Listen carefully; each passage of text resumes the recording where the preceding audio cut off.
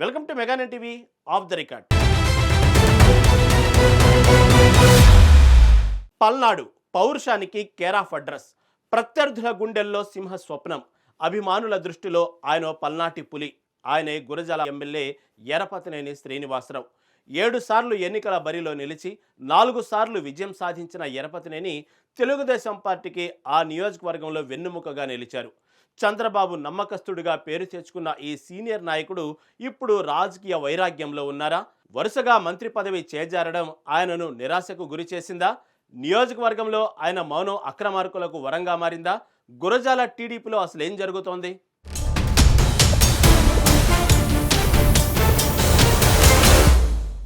పల్నాడు రాజకీయాల్లో తనకంటూ ఒక ప్రత్యేక ముద్ర వేసుకున్న ఎరపతినేని శ్రీనివాసరావు రాజకీయ ప్రస్థానం ప్రస్తుతం ఒక ఆసక్తికరమైన మలుపులో ఉంది.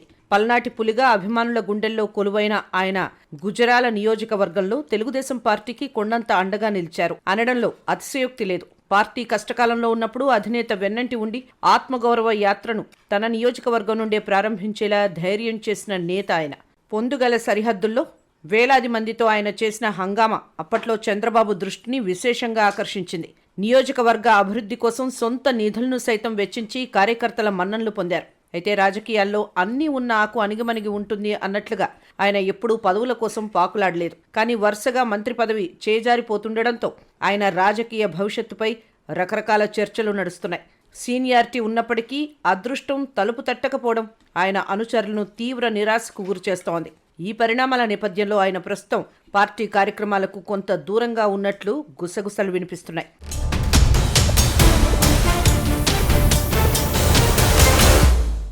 మంత్రి పదవి వస్తుందని ఆశించి భంగపడటం ఎరపతినేనికి ఇది రెండోసారి కావడం గమనార్హం. గత ప్రభుత్వ హయాంలో ఆయన షాడో హోమ్ మినిస్టర్గా చక్రం తిప్పారని పోలీస్ వర్గాల్లో ఇప్పటికీ కథనాలు వినిపిస్తూనే ఉంటాయి. అప్పట్లో ఆయన మాటకు ఎదురు లేకుండా సాగిన పాలన కార్యకర్తలకు ఎంతో ఉత్సాహాన్నిచ్చింది.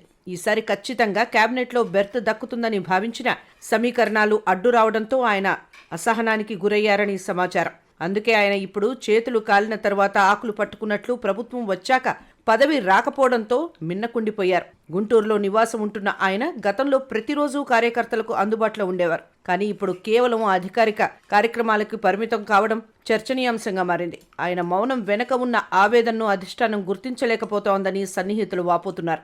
నాయకుడు నియోజకవర్గానికి దూరం కావడం క్షేత్రస్థాయిలో పార్టీకి పెద్ద మైనస్గా మారుతోంది.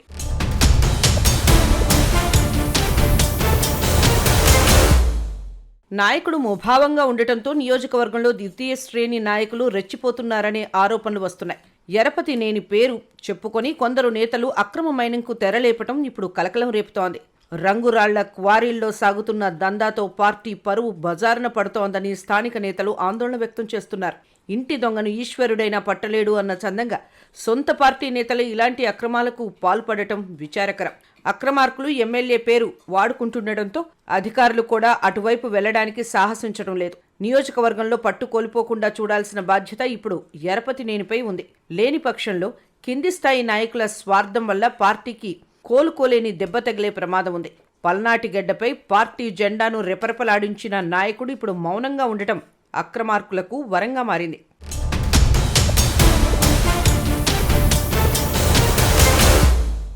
నియోజకవర్గంలో జరుగుతున్న ఈ పరిణామాలపై తెలుగు తమ్ముళ్లు తీవ్ర ఆవేదన వ్యక్తం చేస్తున్నారు. నాయకుడి అనాసక్తిని ఆసరాగా చేసుకుని కొందరు సాగిస్తున్న అక్రమాలు పార్టీ పునాదులను కదిలిస్తున్నాయి. అమ్మ పెట్టదు అడుక్కు తిన్నివ్వదు అన్నట్లుగా అటు ఎరపతినేని చొరవ చూపక ఇటు ఇతరులను అదుపు చేయక పరిస్థితి అయోమయంగా మారింది. జిల్లా రాజకీయాల్లో చక్రం తిప్పిన నాయకుడు ఇప్పుడు తన నియోజకవర్గంలో జరుగుతున్న పరిణామాలను గమనించకపోవడం ఆశ్చర్యం కలిగిస్తోంది. కేవలం అధికారిక ప్రోటోకాల్ కోసం మాత్రమే ఆయన గురజాల వస్తున్నారనే విమర్శలు వినిపిస్తున్నాయి. పార్టీ కోసం ప్రాణాలొడ్డే కార్యకర్తలు ఇప్పుడు నాయకుడి పిలుపు కోసం ఎదురు చూస్తున్నారు.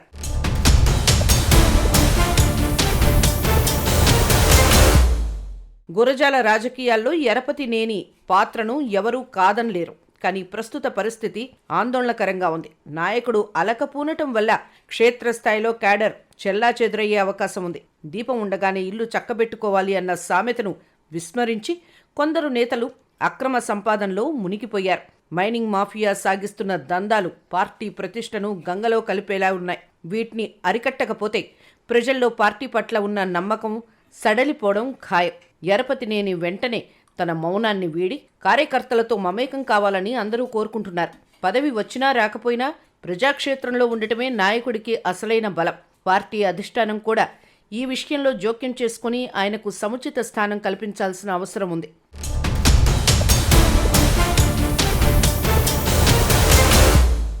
అక్రమ మైనింగ్ వ్యవహారం ఇప్పుడు గురజాల్లో హాట్ టాపిక్గా మారింది. యరపతినేని మౌనాన్ని ఆసరాగా చేసుకుని సాగిస్తున్న ఈ అక్రమాల్లో కొందరు కీలక నేతల హస్తం ఉన్నట్లు తెలుస్తోంది.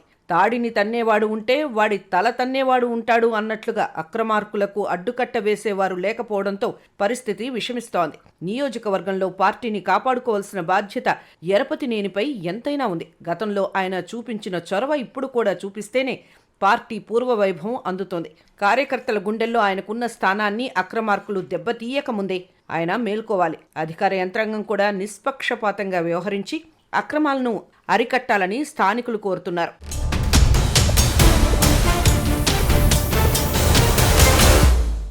పల్నాటి పులి మళ్లీ గర్జించాల్సిన సమయం ఆసన్నమైందని కార్యకర్తలు భావిస్తున్నారు. రాజకీయాల్లో ఎత్తుపల్లాలు సహజమని, పదవులు రానంత మాత్రాన వెనకడుగు వేయకూడదని వారు కోరుతున్నారు. కోటి విద్యలు కూటి కొరకే అన్నట్లుగా కొందరు పదవుల కోసమే రాజకీయాలు చేస్తారు. కానీ యరపతినేని లాంటి నేతకు ప్రజాభిమానమే పెన్నిది. ఆయన మళ్లీ పాత రోజుల్లో లాగా యాక్టివ్ అయితేనే నియోజకవర్గంలో అక్రమాలకు అడ్డుకట్టపడుతుంది. నాయకత్వం వహించాల్సిన వ్యక్తి వెనకబడితే సైన్యం దారి తప్పుతుందనడంలో సందేహం లేదు. అధిష్టానం కూడా యరపతినేని సేవలను గుర్తించి తగిన గౌరవం ఇవ్వడం ద్వారా ఈ సమస్యకు పరిష్కారం చూపవచ్చు.